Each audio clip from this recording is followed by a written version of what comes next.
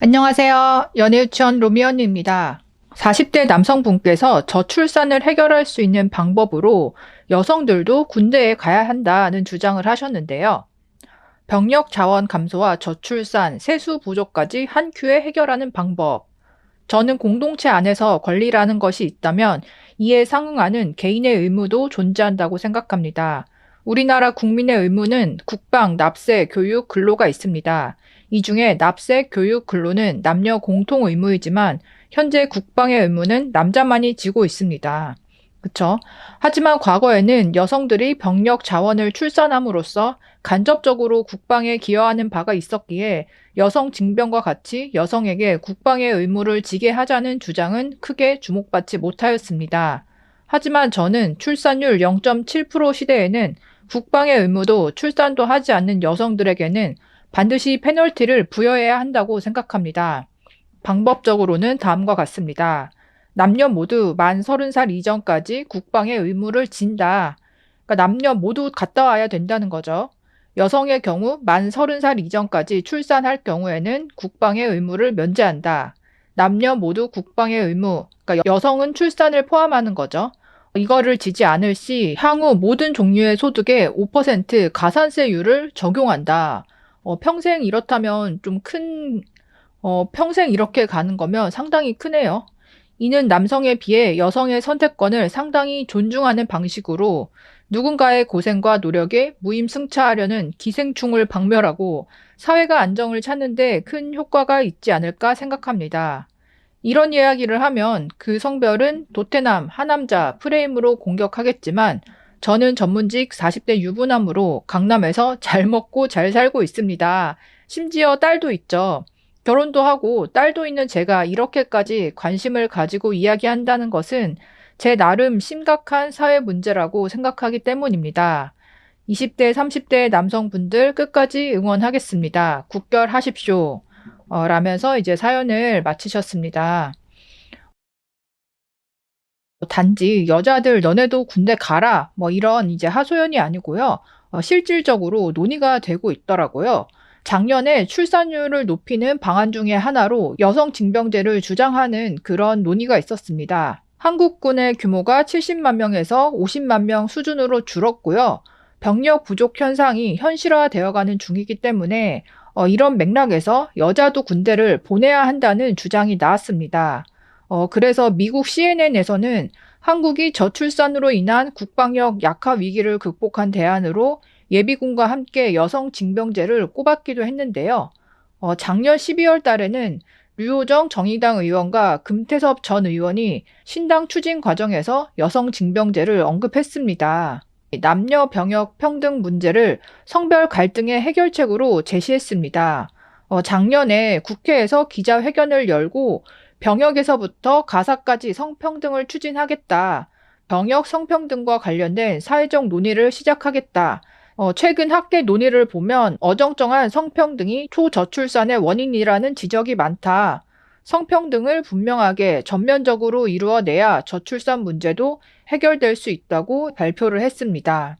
류 의원은 기자들과 만나서 국방 보고에 따르면 인구 절벽으로 인해 병력 자원이 실제로 부족해진다.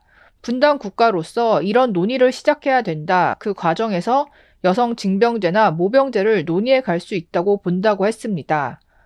그래서 현행의 징병제를 유지하면서 북한, 이스라엘, 스웨덴처럼 여성의 의무 복무를 도입할지 아니면 병역 제도를 모병제로 전환하면서 남녀가 같은 의무와 기회를 받을지는 앞으로 이제 논의할 문제라고 했습니다. 하지만 국방부의 입장은 아직은 여성 징병제는 검토하고 있지 않다. 여성 징병제는 양성평등에 대한 쟁점을 포함하고 있으므로 국민적인 공감대와 사회적 합의가 전제되어야 하며 공론화를 거쳐 신중하게 결정되어야 한다는 입장입니다. 여성 징병제의 대표적인 예시가 이스라엘이잖아요. 1948년 건국 이후 지금까지 남녀 모두를 징집하고 있고요. 건국 초기부터 안보 상황이 좋지 않았던 만큼 병역 수급에 남녀를 가릴 수 없기 때문에 남녀를 모두 징집했던 것으로 보입니다. 그래서 18에서 26세의 독신 여성에게 병역 의무가 주어지고요. 복무 기간은 2년입니다. 종교에 따라서 징병 대상이 되는 경우도 있고 아니면 자원한 사람만 입대하는 그런 경우도 있다고 합니다. 다만 여성은 결혼과 임신, 학업 등의 이유로 군면제를 받을 수 있다. 현역이나 보충역 복무 중 임신하면 면제가 됩니다. 이러한 사실이 국내에서는 병역 부족과 출산율을 동시에 해결할 수 있는 방법으로 소개되기도 했는데요. 막상 이제 이스라엘 쪽의 이야기를 들어보면 한국인 남성과 이스라엘 여성이 그러니까 오랫동안 연애를 했던 그런 인터뷰 기사가 있어요. 두 사람이 사귀면서 이 여성분이 이제 2년 동안 군대를 갔다 오는 기간을 한국인 남자친구가 기다려 준 거죠. 그래서 이스라엘 군대에 대한 이야기가 나오는데요. 이스라엘 군대는 한국과 다른 점이 있어요. 부대와 직무에 따라서 오픈과 클로즈드로 나뉘죠. 오픈형으로 가면 출퇴근을 한다. 근데 클로즈드로 가면 한 달에 한 번 아니면 2주에 한 번 주말에 집에 갈 수 있다. 근데 이 여성분은 처음에 배치받은 곳이 클로즈라서 그러니까 집에 자주 못 오니까 힘들어했다. 군 생활이 굉장히 힘들었나 봐요. 하지만 이제 한국인 남자친구가 기다려주고 해서 무사히 제대까지 할 수 있었다. 이런 내용이었고요. 이스라엘이 전체 군대에서 여군의 비율은 33%라고 합니다. 그리고 45세까지 예비군에 의무를 지게 된다. 여성들은 대부분 비전투병으로 복무를 하는 경우가 많고요. 임신이나 출산을 하면 면제가 되고요. OECD 국가들 중 압도적으로 높은 출산율, 3명을 낳는데요. 이 정도로 많이 낳는다고 하더라고요. 그러면서 이제 이스라엘 여군 공식 인스타도 있는데, 인스타에 가보면 많은 이스라엘 미녀 여군 사진을 볼 수도 있다고 합니다.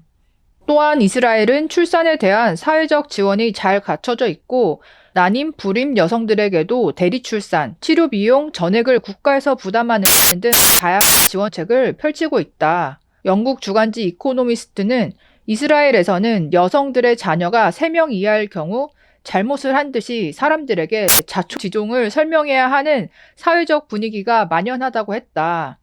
다만 그러니까 이스라엘의 높은 출산율이 사회 문제가 되기도 한다고 하네요. 아이가 늘어날수록 국가 경쟁력이 약화될 것이라는 주장도 있다고 합니다. 만약에 이스라엘처럼 여성 징병제를 한국에 도입하면 출산율이 늘어나게 될까요? 사실 알 수 없기는 합니다. 이스라엘에서도 임신과 출산을 해서 그러니까 여성 징집에서 벗어나는 그 비율이 한 10% 정도로 생각보다는 낮은 수준이고요. 사회 문화적인 정서가 또 다르기 때문에 다각도로 검토해야 되는 거는 맞죠. 그리고 한번 결정이 되면 국방부 입장에서도 여성 징집을 실제적으로 준비하는 거가 쉬운 건 아닐 거고 어려울 것 같긴 한데요. 그럼에도 불구하고 앞으로 그러니까 미래 인구 동향을 봤을 때는 이런 논의들이 충분히 나올 수 있고 부분적으로 시행이 될 수도 있을 것 같습니다. 한국의 초저출산 문제 해결과 남녀 갈등의 해법으로 논의가 시작된 여성 징병제 어떻게 생각하시나요? 댓글로도 의견 남겨주세요. 구독과 좋아요 부탁드립니다. 그럼 다음에 또 만나요. 안녕.